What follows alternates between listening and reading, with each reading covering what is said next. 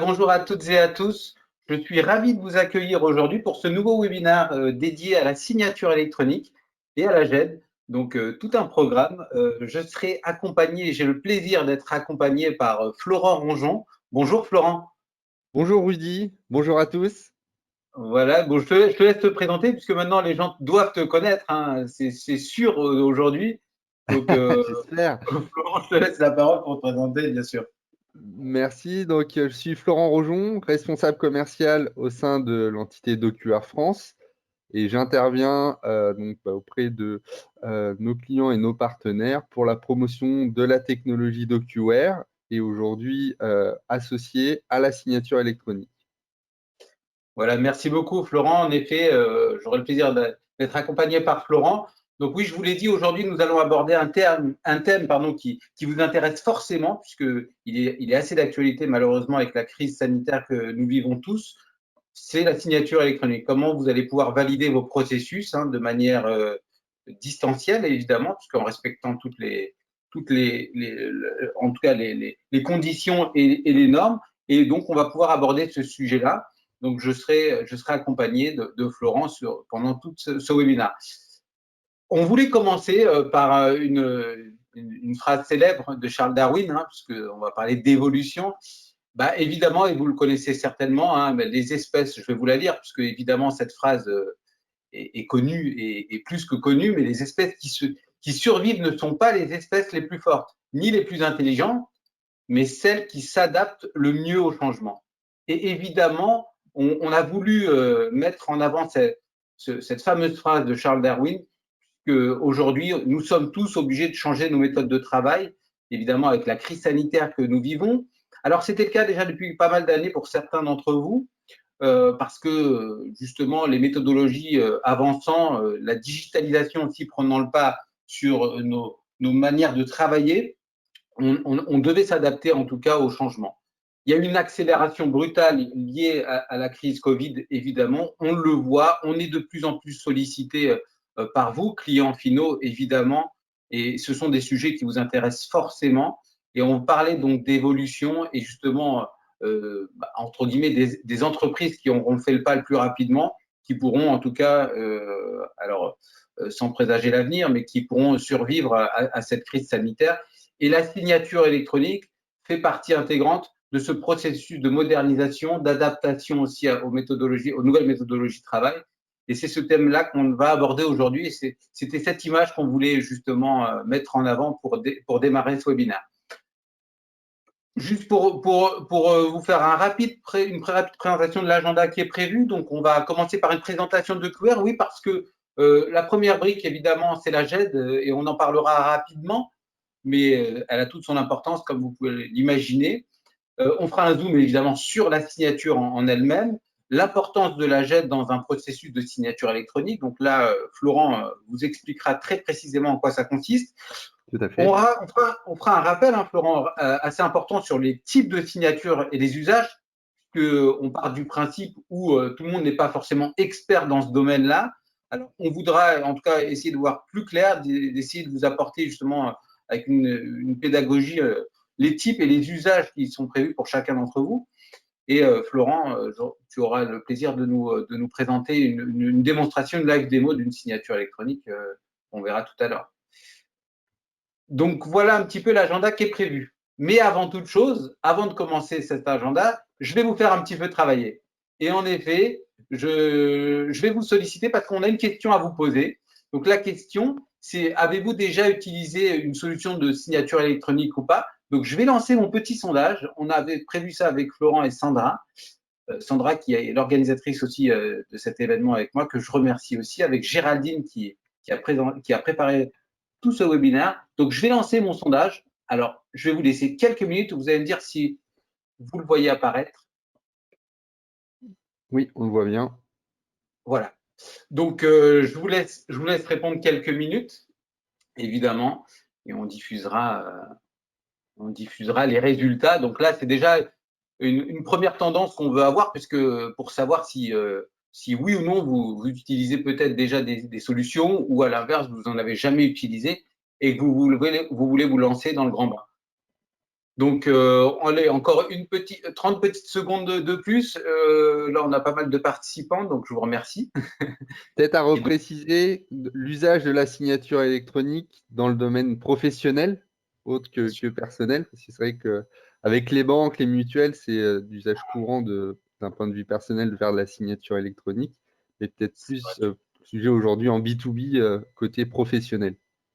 tu as bien raison. Tu as bien raison de le préciser. C'était aussi important puisqu'on l'utilise assez fréquemment finalement aujourd'hui, la signature électronique. Donc, je vais fermer le sondage. Ça y est. Et je vais partager les résultats.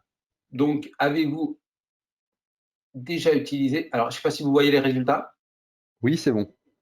Voilà. Donc, est-ce que avez-vous déjà utilisé une solution de signature électronique?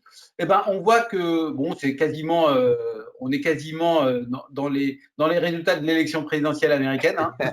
52-48%.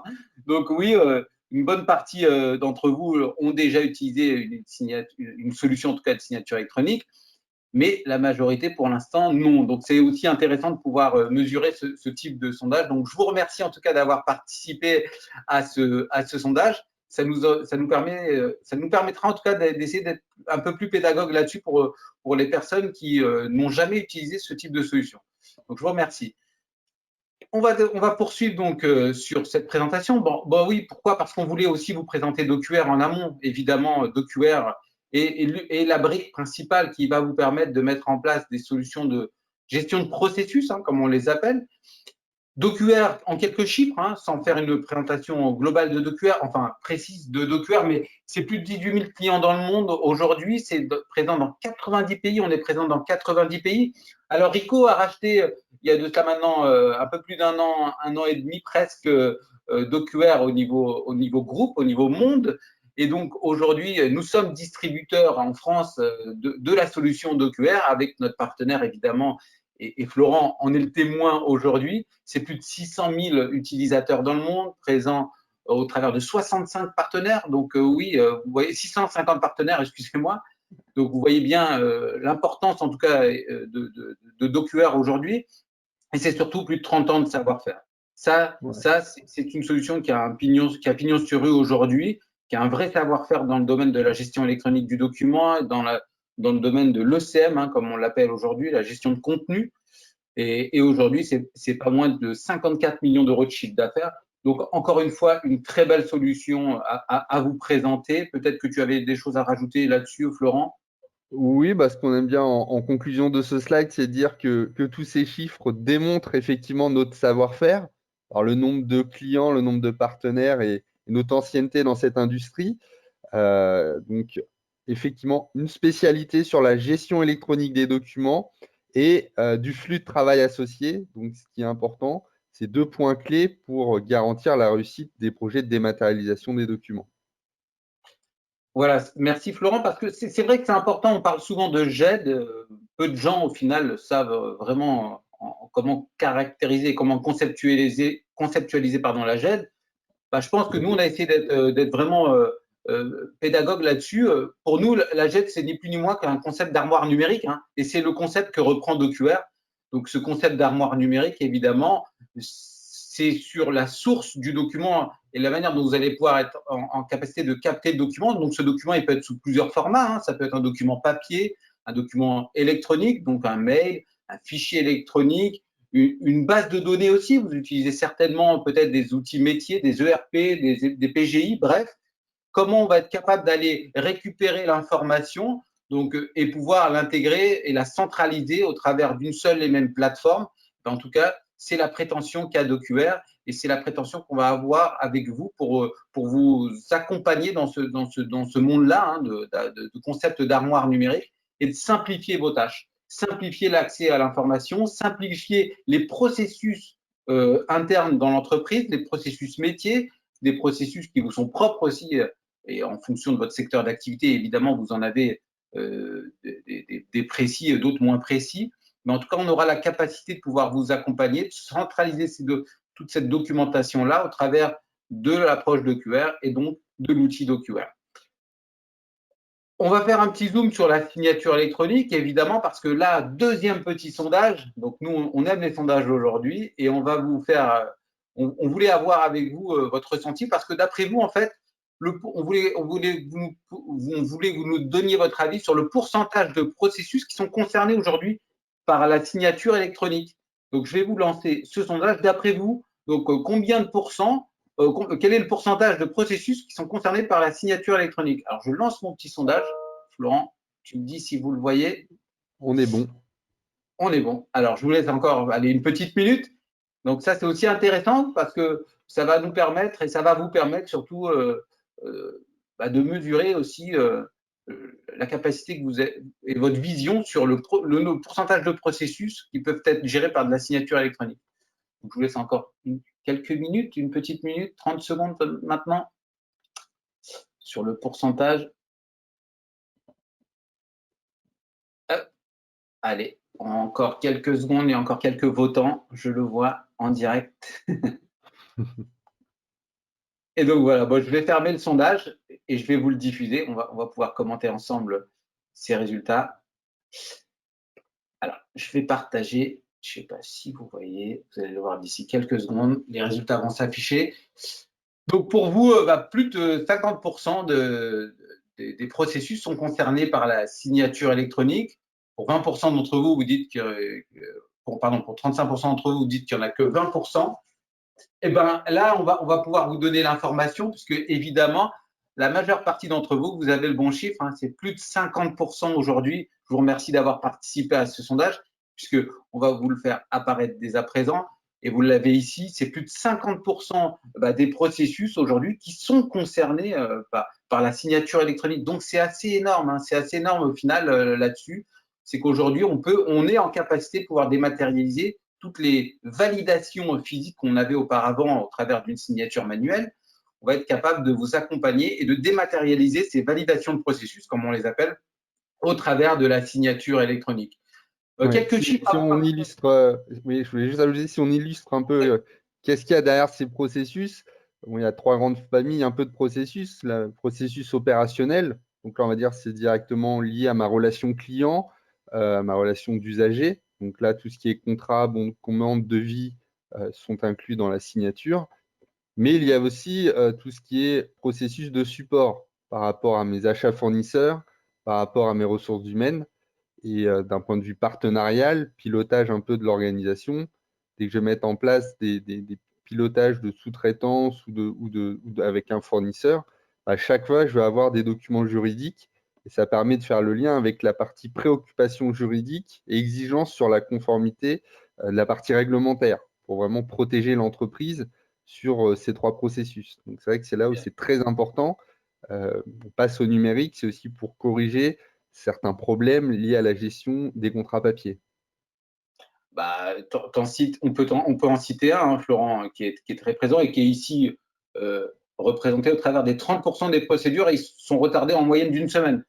Alors, avec la crise qu'on vient de vivre, on peut même, et sans trop se mouiller, dire que ces 30% ont explosé forcément, puisque les gens sont moins présents au bureau, sont moins présents en physique et en présentiel. Donc, malheureusement, pour toutes les entreprises qui n'ont pas mis en place ce type de solution, oui, vous allez avoir des procédures qui vont être retardées. Donc, là, on va exploser les délais de traitement de ces processus-là. Donc, voilà encore quelques chiffres à vous partager, parce que là-dessus, oui, quand on voit aussi que 50% des documents imprimés ont pour seul but d'être signés, ça montre bien aussi l'importance de cette signature électronique-là. Mais ça montre aussi que le reste des documents n'a pas forcément vocation à être signé. Donc, encore une fois, il y a une importance prioritaire, entre guillemets, à traiter en fonction des processus que vous allez devoir gérer. Mais l'idée, c'est qu'aujourd'hui, au travers de la signature électronique, on va essayer de vous démontrer, on va essayer de vous apporter quelques informations complémentaires quant à sa mise en place, la simplicité de l'utilisation aussi. On va le voir au travers de la démonstration que Florent vous proposera. Et l'accessibilité à ce type de solution. Parce que parfois aussi, ça peut faire peur de mettre en place ce type de solution. Vous allez voir, au final, c'est assez simple à mettre en œuvre. Je vais te laisser la main là-dessus, peut-être, Florence, sur la présentation de la plateforme DocuWare. C'est une plateforme qui est assez. Bien sûr. Ok, merci beaucoup Rudy. Alors, on repositionne la plateforme DocuWare au milieu, au centre, comme vous pouvez le voir, avec la partie armoire ressources humaines, armoire dossier d'achat et armoire vente. Bien entendu, on pourrait rajouter la matérialisation d'autres armoires liées à la qualité, liées à la partie juridique, mais la plateforme DocuWare est centrale au niveau de la gestion des documents. On voit sur la gauche qu'on va pouvoir déposer des mails, des documents électroniques, PDF, alimenter la plateforme. En bas, on voit que mes utilisateurs internes accèdent à mes armoires virtuelles pour rechercher, valider et consulter des documents. Et nous sommes en interaction perpétuelle avec ce que précisait Rudy tout à l'heure avec les bases de données, avec les applications métiers. Donc une application métier, c'est l'outil comptable, le CRM, le RP, le SIRH, qui peuvent être liés à chaque service. On va avoir un outil métier. Donc, avec la plateforme DocuWare, on va intégrer 2 points importants, c'est la gestion et la dématérialisation du document. Et avec le flux de travail dématérialisé DocuWare, ça intègre la signature électronique des documents. Donc, on le verra juste après, c'est que toute cette préparation et validation des documents à faire signer sont numériques. Et par le fil de l'eau, après la validation, la signature est intégrée. Donc, c'est un flux naturel et 100% dématérialisé. Donc, on vous a présenté effectivement les cas d'usage et ce qu'on remarque sur le marché en termes de pourcentage d'usage. Si on doit rematérialiser un peu les bénéfices, c'est le gain de temps direct. N'importe quel endroit où je me trouve, je vais pouvoir faire valider et signer mon client. L'interaction entre la plateforme de signature électronique et DocuWare permet de faire rapatrier automatiquement la nouvelle version dans le bon dossier client ou dans le bon dossier du nouveau salarié. Signer le contrat, j'ai envie de dire, c'est simple, c'est la finalité, mais il y a des tâches répétitives et manuelles, bien souvent, pour compléter le dossier, le créer, le valider. Et donc, c'est ce suivi des pièces manquantes ou des pièces qui n'ont pas été validées qui est chronophage, qui se fait souvent à travers des boîtes mail ou du papier, qu'on va pouvoir aussi numériser. Comme je l'ai dit, c'est de l'archivage automatique. On a des enjeux sur la confidentialité, parce que bien souvent, c'est au niveau du directeur du service, voire le PDG, où la finalité, c'est lui qui va valider et signer le document en engageant sa personne, mais aussi son entreprise. Donc, c'est important pour chaque flux d'avoir un niveau de confidentialité sur le document et la signature. Enfin, on change les habitudes de travail. Donc, on apporte du confort direct, comme on le disait, avec une continuité en télétravail, une continuité même quand je suis chez mon client en face à face pour avoir la signature. Et donc, on va changer les habitudes de travail, mais l'importance de chaque utilisateur dans chaque service est très importante.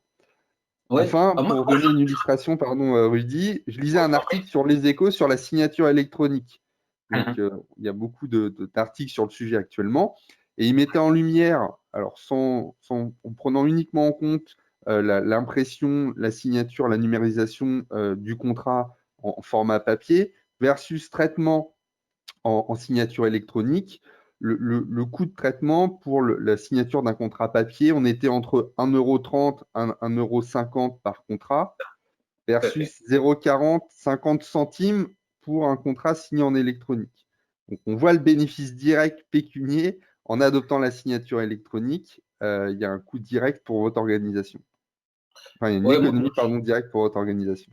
tu as raison, c'était le point que je voulais aborder. Tu as bien fait de l'aborder, puisqu'il y a aussi un autre thème aussi qu'on peut aborder et qui concerne beaucoup d'entreprises aujourd'hui, c'est la modernisation, c'est l'image aussi que vous allez avoir à proposer, alors en interne, évidemment, ce type de solution, mais même en externe, donc pour vos clients finaux.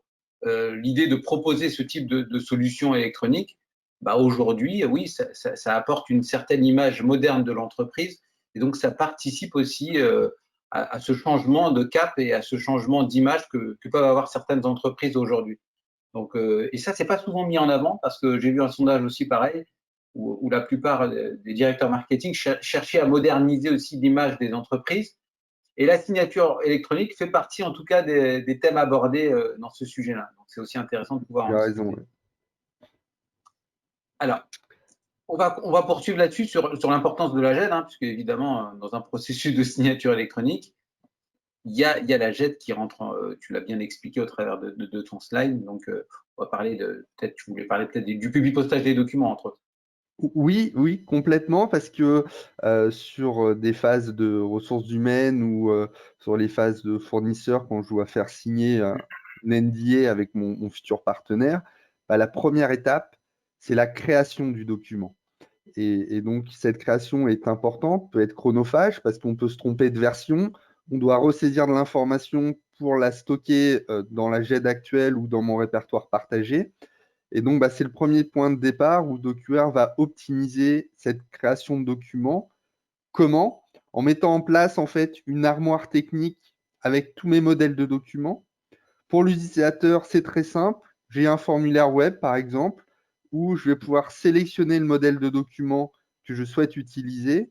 Automatiquement, les critères, les informations à renseigner obligatoires vont apparaître et ça va permettre tout simplement de fusionner les informations que je saisis dans mon formulaire avec le modèle de document, qui est bien sûr un Word, mais aussi un Excel, et qui va me déposer cette version personnalisée dans DocuWare en réutilisant les informations saisies pour stocker le document et du coup commencer un flux de travail de personnalisation, révision et validation.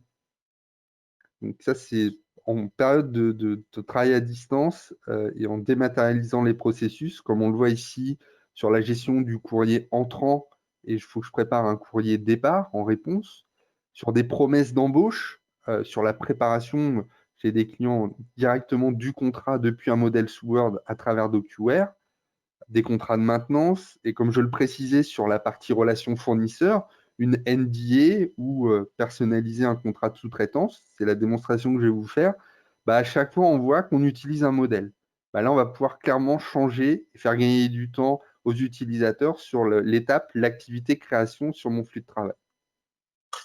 Juste pour compléter, Florent, j'ai oublié de le préciser, vous pouvez évidemment poser toutes vos questions, hein. Vous avez un petit chat Bien sûr. justement sur lequel vous pouvez poser toutes vos questions.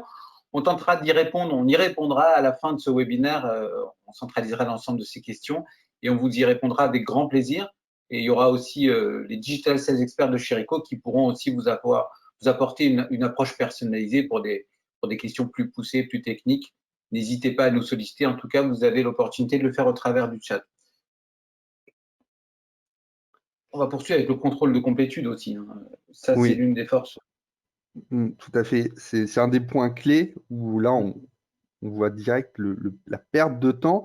Et la première chez nous, hein, quand on accueille un nouveau client dans des environnements cloud, bah, en plus du contrat d'accès à l'outil, on demande aussi un contrat par rapport au respect du RGPD. On demande aussi une annexe avec les informations clés sur l'utilisateur, l'administrateur, en demandant une validation du client.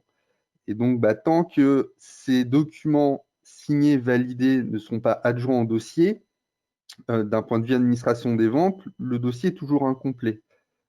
Et donc, cette gestion de la complétude de dossier est aussi très importante sur le recrutement d'un nouveau collaborateur. Il faut que je collecte sa CNI, son RIB, ses informations personnelles. Il faut que je lui fasse signer les clauses de sécurité quand il va arriver sur le site. Donc, bien souvent, on déclenche la validation et la signature de ces documents au premier jour du collaborateur. Et avec un outil de GED comme DocuWare et une complétude de dossier qui est suivie, je peux déclencher cette action bien en amont, avant l'arrivée du collaborateur. Et le jour J, bah, DocuWare me confirme que son dossier est bien complet. Donc, d'un point de vue conformité, la complétude de dossier, c'est l'outil indispensable et essentiel et ça nous fait gagner du temps. C'est le robot DocuWare qui contrôle en permanence et qui me notifie quand c'est complet ou incomplet et je peux travailler sur d'autres dossiers derrière. Ouais, puis il y a cet aspect centralisation qui aussi rassure les utilisateurs de se dire que j'ai pu avoir à gérer un, deux, trois outils parfois pour traiter une complétude de documents. Là, vous l'avez au sein d'une seule et même plateforme. Exactement, ouais. Ça, c'est un point central aussi. Le Donc, je fameux parlais de workflow. robot. Notre robot, c'est le flux de travail. C'est l'outil qui va nous permettre de modéliser tous ces échanges d'informations entre un collaborateur d'un même service ou plusieurs collaborateurs sur plusieurs services. c'est le workflow, son anglicisme. Donc, DocuWare intègre un outil de workflow qui va me permettre de gérer, après la création du document, après la complétude de dossier, cette partie révision. Parce que lorsqu'on est sur des contrats un peu plus complexes de collaboration, on sait bien que c'est jamais la première version qui est envoyée à l'extérieur. Il y a toujours un système de révision quand on est structuré avec un service réglementaire, un service des achats, un service juridique. Chacun doit revoir le document, le valider avant d'arrêter une version qui va partir en signature vers une ou plusieurs personnes. Et donc là, la puissance du robot DocuWare, c'est d'être capable de gérer toutes ces activités, de gérer des exceptions, de gérer des absences et des routages automatiques, et de rappeler à l'utilisateur à qui on attend son retour depuis une semaine, et merci de prendre en compte cette relance, sinon je te bypass et ça va chez un autre collègue. Ou en tout cas, ça va chez ton N+1. Donc, si on s'engage à tenir des délais au niveau de mon service pour mettre en place un contrat ou le valider, le robot DocuWare, le workflow, va gérer chaque activité avec des relances, avec des dates de non-retour qui vont pouvoir alerter, escalader la demande vers d'autres personnes. Et c'est l'une des grosses forces de DocuWare dans ce domaine-là, c'est vraiment la puissance de son workflow graphique, comme on le voit ici, puisque là, il est vraiment visuellement parlant, assez parlant. Et ça, on le voit au quotidien. On a des demandes, comment gérer les absences, comment gérer le routage automatisé, etc., etc. Bref, c'est l'une des grosses forces de notre solution. Et évidemment, ces étapes-là nécessitent en parallèle, dans la plupart des cas, de la signature électronique. Et c'est là qu'on va pouvoir coupler ces deux solutions-là au travers d'une seule et même interface pour vous. Exactement. Et donc, par rapport à la signature électronique qu'on va vous présenter aujourd'hui, avec l'opérateur Validated ID, c'est directement en termes d'échange de données, de connecteurs intégrés dans le workflow DocuWare, pour plus de simplicité pour l'usage. Ouais. Ouais, et puis pour bien comprendre ce sujet-là de la signature électronique, il faut comprendre à la fois les cas d'usage et surtout le type de signature électronique qui vous sera utile. Parce que, évidemment, vous allez le voir, il y a 3 types de signatures reconnus par l'EDAS. C'est l'organisme de normalisation de la signature électronique en France. Et donc, on a aujourd'hui sur le marché, Florent, 3 types de signatures, une simple, une avancée et une qualifiée. Exactement. Donc, c'est vrai qu'IDAS encadre tout ce qui est transactions électroniques en Union européenne et la signature électronique est dans son giron.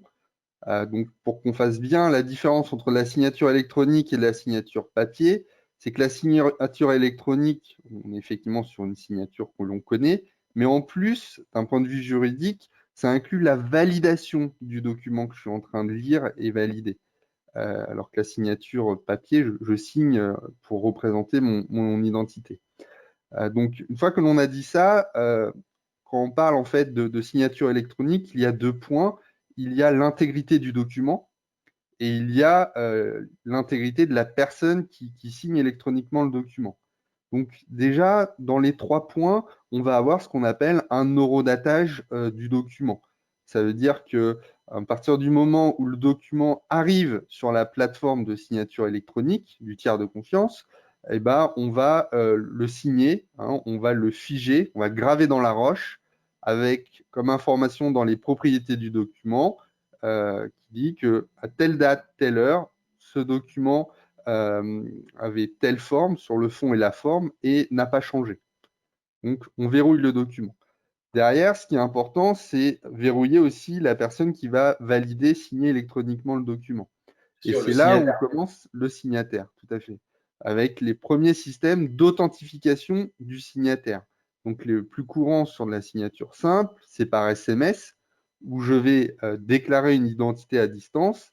Et pour valider ma signature, je vais y adjoindre un code qui m'est fourni par la plateforme de tiers de confiance. Donc, c'est l'usage qu'on retrouve le plus couramment dans le milieu professionnel, même en milieu personnel, sur des contrats d'assurance, sur des états des lieux, sur des devis, sur des commandes, sur n'importe quel type de contrat de travail ou des mandats de prélèvement CEPA. c'est un premier niveau pour sécuriser, donner confiance à la signature électronique. Le deuxième, ce qu'on va appeler avancé, pour rester simple, c'est qu'il va y avoir un niveau de contrôle sur le signataire plus important.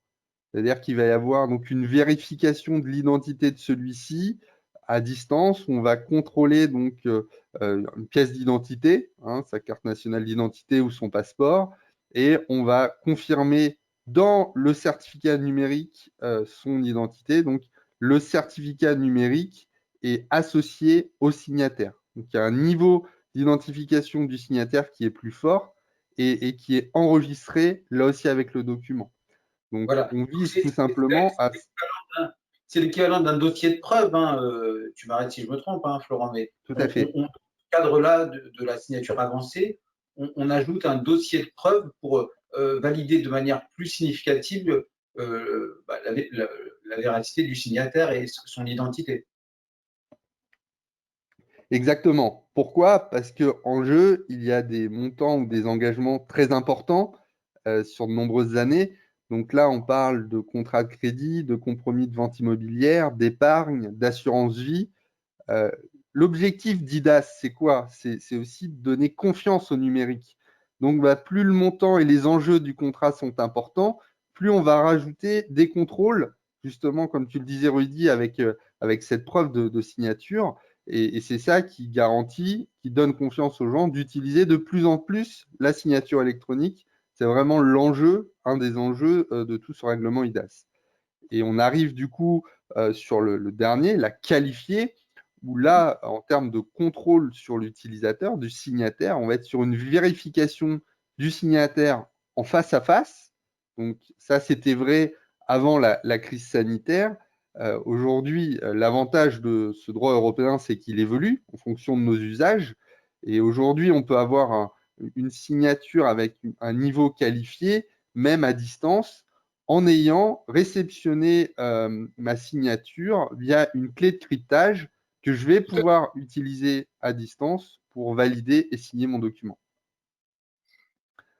Et, Donc, cette signature qualifiée, elle a autant de valeur que la signature manuelle aussi. C'est ça qu'il faut bien préciser, c'est que c'est le plus haut niveau de sécurité pour une signature électronique.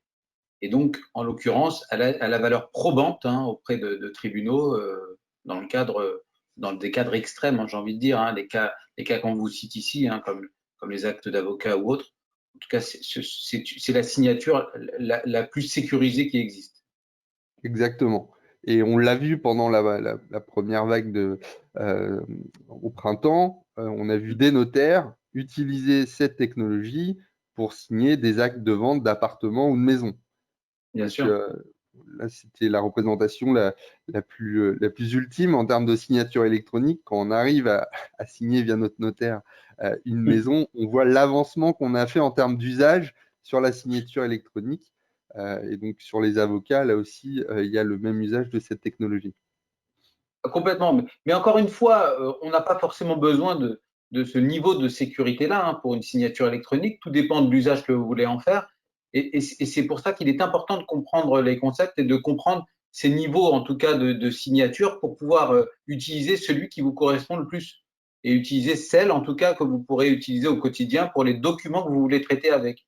Parce qu'en aucun cas, la qualifiée est nécessaire pour 100% des documents, évidemment. Oui, là, après, il y a des gens, où c'est la spécialité, le métier chez nos partenaires justement de signature électronique. Et leur rôle est d'intervenir en termes de conseils sur le niveau de qualification à prendre par Mhm. rapport à la vision processus par processus ou la vision plus globale, si vous opérez uniquement en France, en Europe, à l'international. On a des conseillers avec une casquette technologique et juridique qui sont là aussi pour nous aider à vous préconiser les meilleures solutions. Bien sûr. Là, Donc, on a représenté les différents usages, hein. Tu parlais tout à l'heure des différentes manières de pouvoir signer un document électroniquement. En l'occurrence, c'est étayé au travers de cette présentation. exactement. On a pris les usages proposés par Validated ID. On parlait, on avait un connecteur dans le workflow DocuWare. Donc, les trois usages sur la biométrique centralisée et à distance, on va être là dans ce qu'on vient d'expliquer, hein, sur un horodatage du document et identifier le signataire. Donc, l'un des premiers qu'on ne parle pas souvent, mais qui est très innovant, c'est la signature biométrique sur tablette. Donc là, je suis dans une situation de validation d'un contrat avec mon client en face à face. On va retrouver bientôt après cette... Hop, excusez-moi. Ah, Florent, Vous tu nous m'entendez? entends? Oui, là on t'entend. On Oui. a eu une petite coupure. Oui, tout à fait. Excusez-moi. Donc, le principe de la signature sur tablette, c'est que le système va enregistrer la géolocalisation de la transaction avec mon stylo, de quelle manière, en fait, j'incline ma signature, la vitesse de signature, et c'est ça qu'on va utiliser pour authentifier l'utilisateur. Donc, j'ai pas de code, j'ai pas de double authentification. Tout se fait sur la tablette. Ces informations de signature sont enregistrées dans les propriétés du contrat, dans les informations de la signature.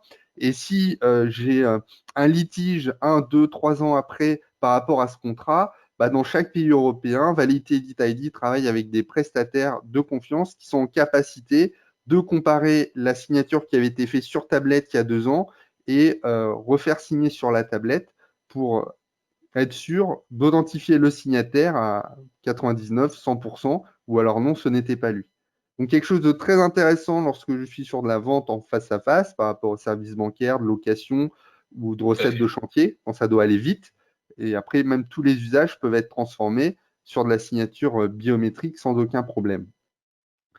La signature centralisée, ça peut être couplé avec la signature biométrique parce que je fais signer mon client sur la tablette et c'est le DG ou le directeur commercial qui contresigne les offres qui va utiliser de la signature centralisée.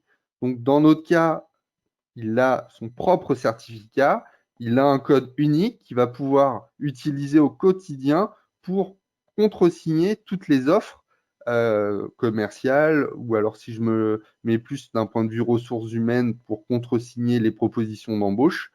Là, l'idée, c'est que ça aille vite aussi, c'est centralisé vers une ou plusieurs personnes et ils ont un seul et même code pour aller vite sur la contre-signature des contrats. Enfin, la signature à distance, celle que je vais vous montrer, que l'on connaît tous, c'est que je vais pouvoir identifier différentes personnes via ce code, donc des personnes externes à l'entreprise. Et là aussi, je peux la coupler avec de la signature centralisée ou de la signature biométrique. Donc, quand on parlait avec ces usages, on apportait de l'agilité, c'est qu'en fonction de votre secteur d'activité, ce que vous voulez transformer en termes d'usage, bah, on a déjà 3 briques vraiment très intéressantes que l'on peut activer dans un workflow d'OQR à n'importe quel moment. Ouais, c'est ça, sûrement. Et je voulais faire une petite précision aussi à ce que tu disais, parce que tu parlais tout à l'heure de tablettes sur lesquelles on pouvait signer les documents. Évidemment, vos contacts RICO peuvent vous apporter une solution complète hein, avec la fourniture de ces fameuses tablettes. Donc, n'hésitez pas aussi, dans le cadre de vos projets, à faire intervenir votre contact RICO, votre commercial RICO en direct, qui se fera un plaisir aussi pour vous coter une solution globale, hein, pas uniquement que sur la signature électronique, évidemment. Tout à fait. Maintenant, c'est des approches globales, effectivement, entre le software et le hardware. Et pour Ouais, finir sur le software, on a ce qu'on appelle le cachet électronique centralisé. Donc là, son rôle, c'est de faire de l'horodatage de documents, graver dans la roche tous les documents qui sortent de mon entreprise, comme des factures clients, des commandes, ça rentre dans la composition de la signature du bulletin de paie. Donc là, on va en fait sécuriser un document et identifier mon entreprise, qui est une entreprise morale, même s'il y a forcément un chef d'entreprise qui est garant de cette société. Mais là, toutes les factures, par exemple, qui sortent de Cherico ou d'OQR, sont bien garanties sortant de telle société. Donc, on va automatiser la signature électronique. Et quand on est dans ces contextes-là, on utilise la signature cachée serveur.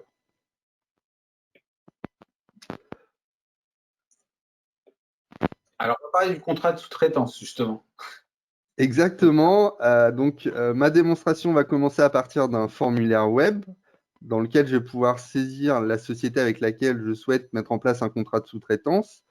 Mon partenaire à travers la plateforme DocuWare, moi déjà à travers la plateforme DocuWare, je vais pouvoir contrôler le document qui a été préparé, confirmer ou changer les informations du signataire.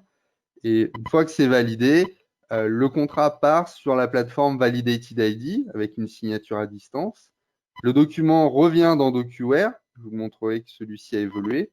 Et à travers du coup là des slides pour montrer la signature biométrique, je vous montrerai comment on peut contresigner très rapidement sur sa tablette qui est à côté de moi le document pour que la signature soit traitée, la contre-signature soit traitée, réinjectée dans DocuWare pour être envoyée à tous les participants.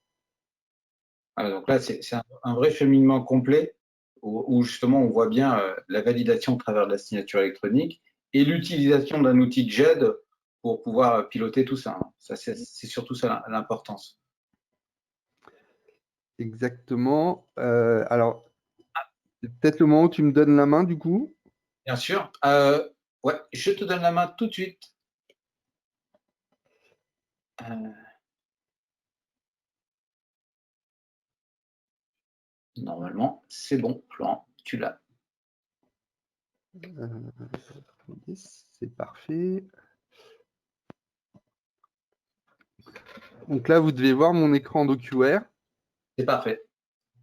Donc, bon, là, l'idée, je vais pas revenir sur tous les points et les fonctionnalités de DocuWare, mais vous le voyez ici que dans DocuWare, j'ai à droite une interface avec la visionneuse de documents et à gauche, j'ai toutes les fonctionnalités pour déposer un document, le rechercher, le valider. Je vais juste m'intéresser directement du coup à l'onglet formulaire qui permet en fait de sélectionner l'outil pour venir personnaliser un document. Donc là, je suis dans une société fictive qui utilise donc ce formulaire pour mettre en place, personnaliser un contrat de sous-traitance. Donc, je choisis la date, je vais pouvoir renseigner les informations de la société avec laquelle je souhaite mettre en place ce partenariat. Donc là, pour l'exemple, j'ai mis Rico France avec Rudy. J'ai gardé mon adresse mail pour vous montrer la signature électronique. Et je peux spécifier le numéro du projet, le montant, la date d'expiration et un numéro de téléphone pour le signataire. Je pourrais rajouter aussi d'autres documents comme les SLA, le cahier des charges du client, le plan du chantier, l'y adjoindre avec mon contrat pour que ça soit mis en annexe. Et en plus, je peux mettre une rapide description du projet. Donc, une fois que les informations sont saisies, je valide à travers le formulaire la création de mon contrat. Première étape. Deuxième étape, du coup, dans DocuWare, ça va venir alimenter le flux de travail. Je le vois ici en direct. Si je n'étais pas connecté à DocuWare, ça peut m'envoyer un mail pour m'y connecter. Et là, rapidement, j'ai deux options. Donc, soit j'approuve, et donc là, je vois à droite que DocuWare est venu fusionner les informations que j'avais renseignées dans le formulaire avec un modèle de contrat. Donc, ça m'a remis la date, ça m'a mis le sous-traitant, le numéro de projet, le montant. Donc, c'est à ce niveau-là, comme je le présentais dans ma démonstration, on met à disposition ici un format PDF, mais je pourrais mettre un Word ou un Excel pour avoir une action de révision, de validation en travaillant sur une première version de mon contrat. Deuxième point qui est intéressant, c'est que les informations pour le signataire sont remises dans le formulaire du workflow DocuWare. Donc là, j'ai qu'une seule personne, c'est simple. Mais si j'avais plusieurs signataires à intégrer dans le flux de travail, c'est ici que je pourrais venir rajouter un signataire ou le modifier. Dans la réalité, on met souvent en place en fait des identifications de fournisseurs ou de clients uniquement via leur numéro de contrat ou leur numéro client. Donc ça veut dire que sur la relation client, je vais juste remettre mon numéro client et les informations mail et numéro de téléphone sont synchronisées avec mon CRM et vont pouvoir en fait me permettre uniquement de remettre le nom prénom du client, pas ressaisir le numéro de téléphone et l'adresse mail, et ça va déclencher la signature électronique. Donc ici, si toutes les informations me conviennent, j'approuve le déclenchement de la signature du contrat. Donc, ce contrat est envoyé directement à la plateforme Validated ID. Hop, je vais mettre à jour ma messagerie et je vais recevoir une invitation pour me connecter à la plateforme et consulter et valider ce document.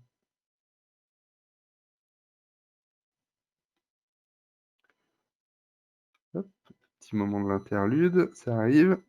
Hop.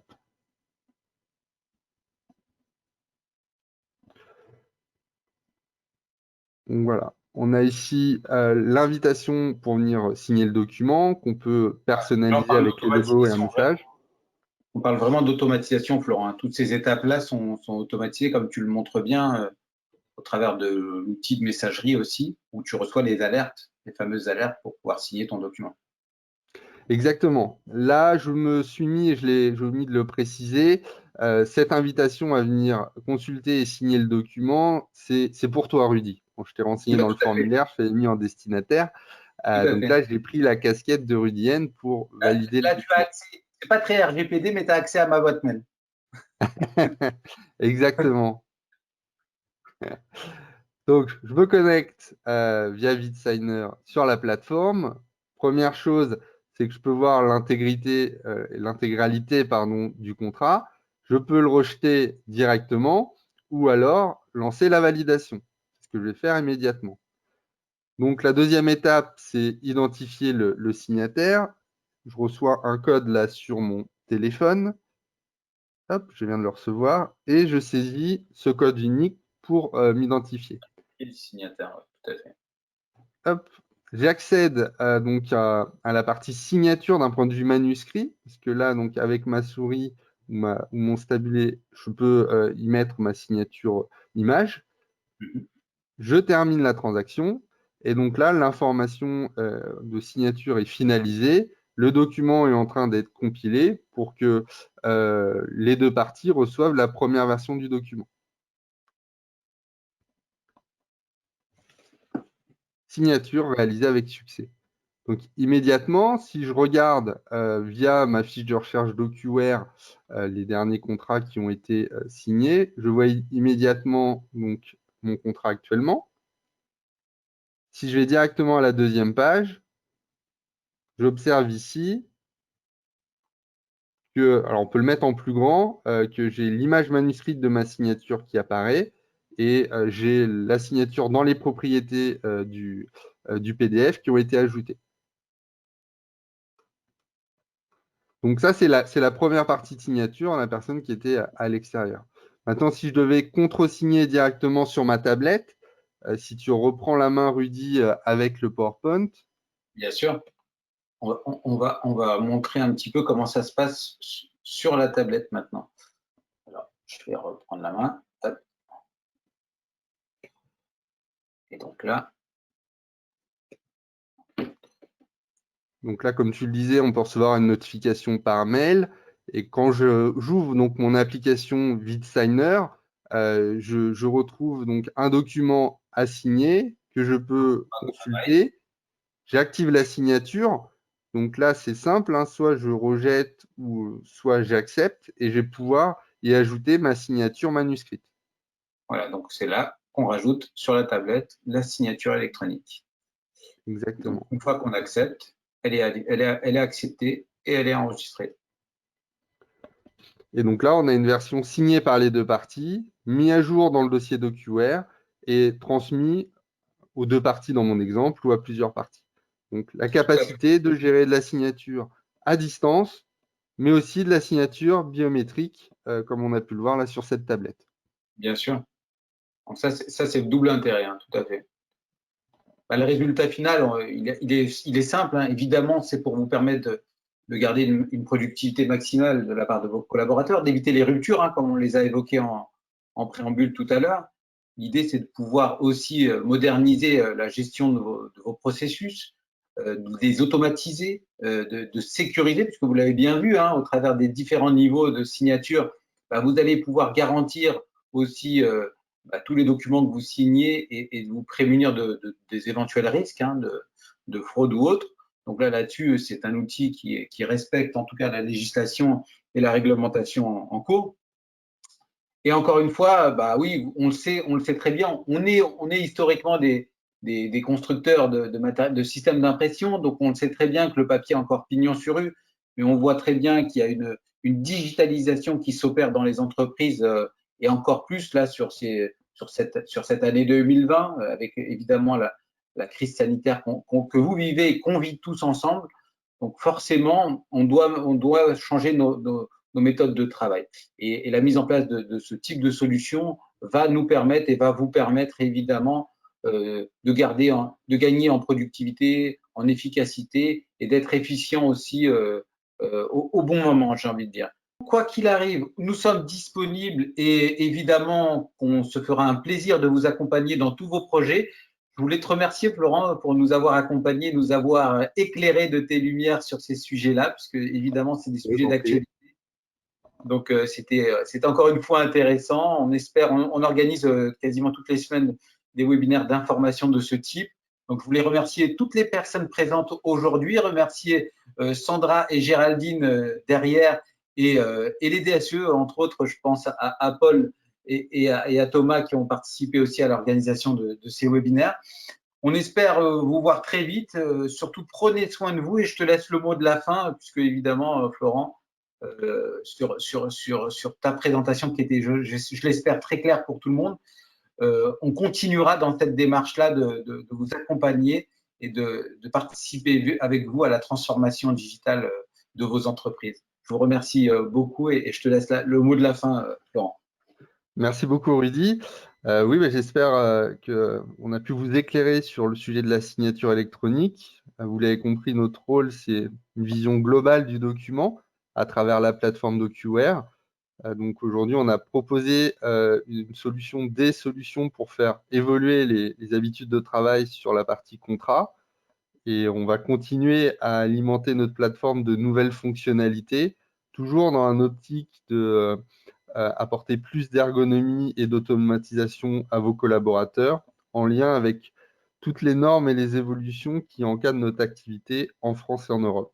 Donc, merci beaucoup une nouvelle fois. Portez-vous bien et à très bientôt pour une nouvelle présentation. Voilà, prenez soin de vous. Très bonne journée à tous et à toutes.